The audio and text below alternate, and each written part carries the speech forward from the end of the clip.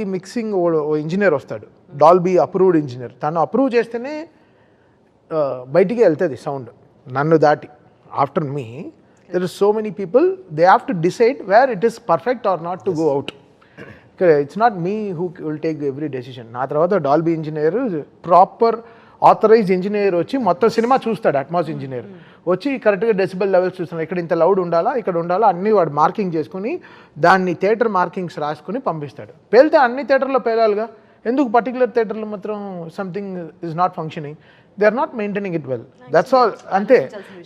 ఇప్పుడు 100 కిలోమీటర్లో correct tyre maintain చేస్తే కార్ పంచర్ కూడా వెళ్తుంది, పాత టైర్లో తోలితే పంచరే అవుతుంది. So some theatres they have not change the speakers.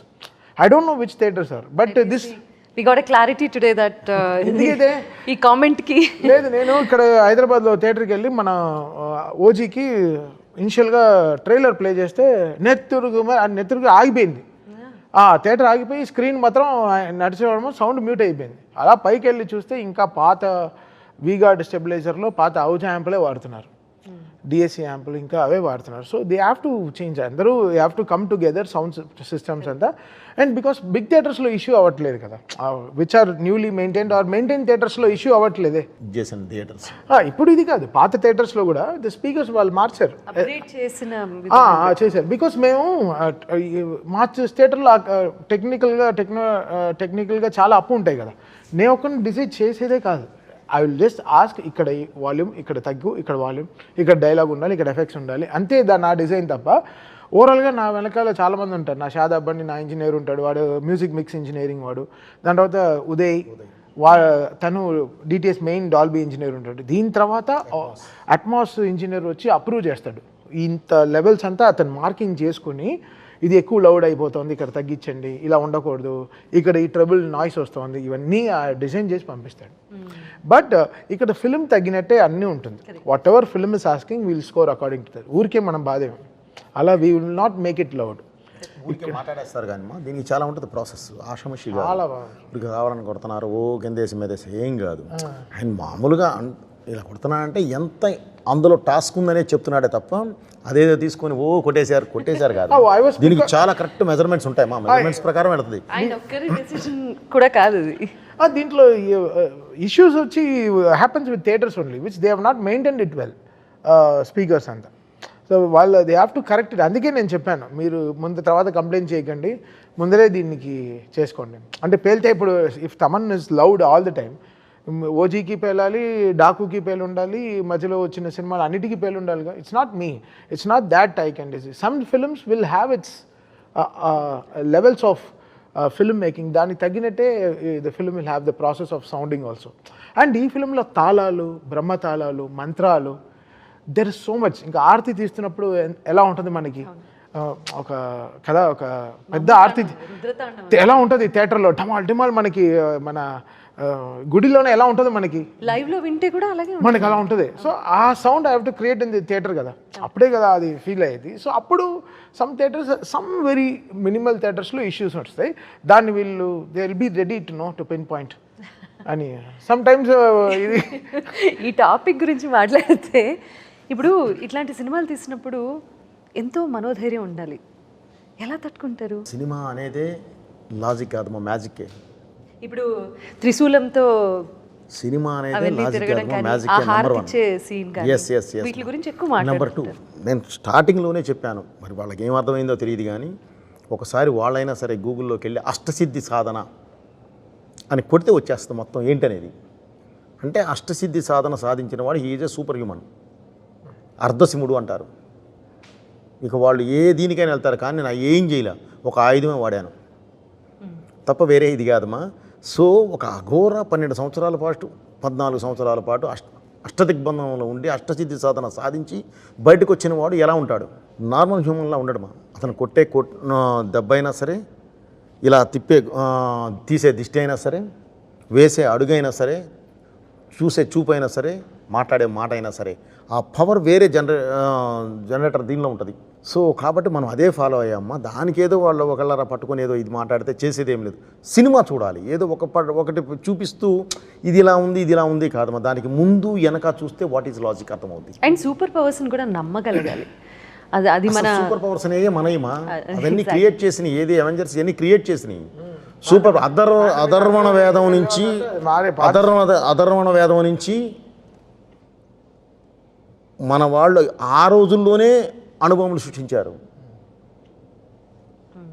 అధర్వణ వేదం నుంచి మారణాదాలు సృష్టించింది మనమే. మన దీని దగ్గర తంత్రంతో ఏందైనా కట్టిపడేసింది మనమే. మంత్రంతో ఒక పాజిటివిటీని క్రియేట్ చేసింది మనమే. ఇవన్నీ మనకు ఉన్నాయేమో, మనకు లేనియా మనకున్నాయి.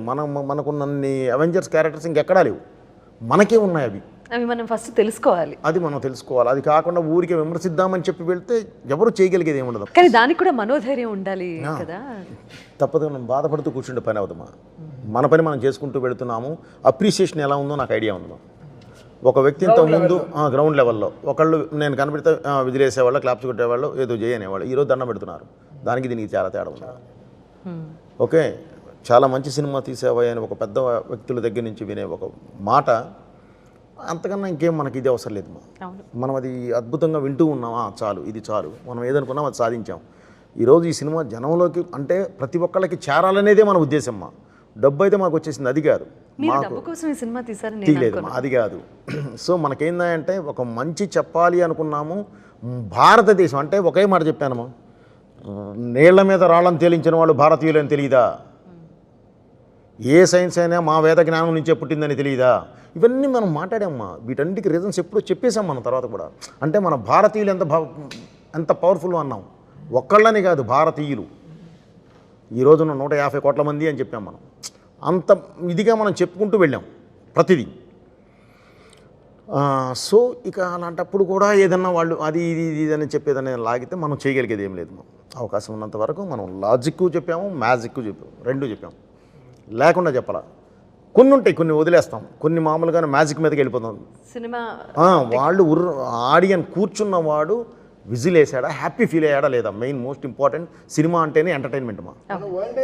మన వరల్డ్ ఏంటంటే నెగటివ్ ఎంటర్టైన్మెంట్ని కూడా మనం ఇంకా దానిలో కూడా అన్ని పట్టుకొని కూర్చుందాము అని అంటే, ఎక్కడన్నా ఐ లవ్ యూ అనగానే పాట పాడతారా రోడ్ల మీద?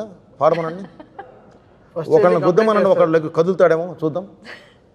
ఆ సినిమా అమ్మ కొడితే పడతారు, కల్పితం. సో దాన్ని కూడా మీరు లాజిక్లో తీయండి అంటే అది మరి బాధపడాల్సిన అవసరం లేదు. ఎందుకంటే అది మెచ్యూరిటీ ఉన్నవాళ్ళు మాట్లాడేది కాదు.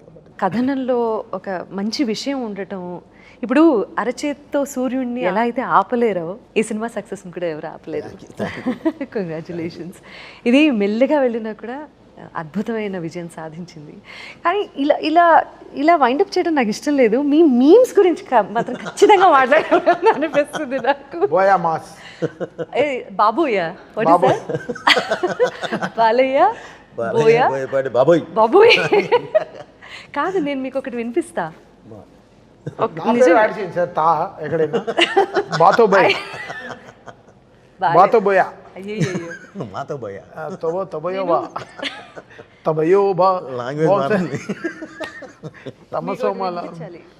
ఇది మీరు వినాలి.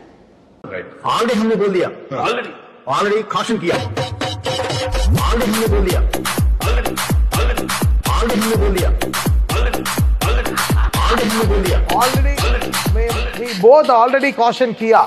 मैं caution किया speakers, वो caution किया no logic, only magic. మీ హిందీ ఇంటర్వ్యూ మాత్రం నాకు వచ్చింది మాట్లాడాను, భలే చెప్పారు. నేనేం బూత్ మాట్లాడలేదు. అసలు ఆ ధైర్యం ఏంటి? మీరు మాట్లాడాను అంతే, తెలుగు మాట్లాడి. నేను ఇక్కడ నేర్చుకున్న హిందీ ఒకటి ఉందమ్మా, నేను అది మాట్లాడాను.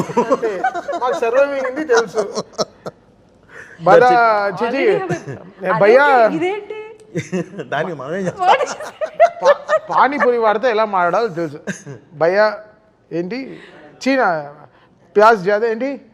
थोड़ा प्याज दे दो भैया. షుగర్ నే అంటారు. थोड़ा प्याज डाल दो भैया. చీనీ జాదా, చీనీ జాదా ప్యాజ్ దాలో. మనకి ఆ లాంగ్వేజ్ మనకి తెలుసు అంతే, అది కరెక్ట్గా. ఈ సైడ్ కూడా ఎంజాయ్ చేసాం బాగా. అది కూడా ప్రమోషనే కదా, హ్యాపీగా వాడుకున్నాం. చాలా మంచి ప్రమోషన్ అది. ఎంత ఎంగేజింగ్ గా తెలుసా కాంటెంట్. డబ్బులు వెళ్ళింది దానికి, వాళ్ళుగా దానికి డీజే మ్యూజిక్ వేసి పాటే చేశారు. ఇప్పుడు ఎక్కడ న్యూ ఇయర్లో ఎక్కడైనా పాడతారేమో 31st నైట్. ఆమె కాషన్ కియా అని హ్యాపీ న్యూ ఇయర్ అంటారేమో.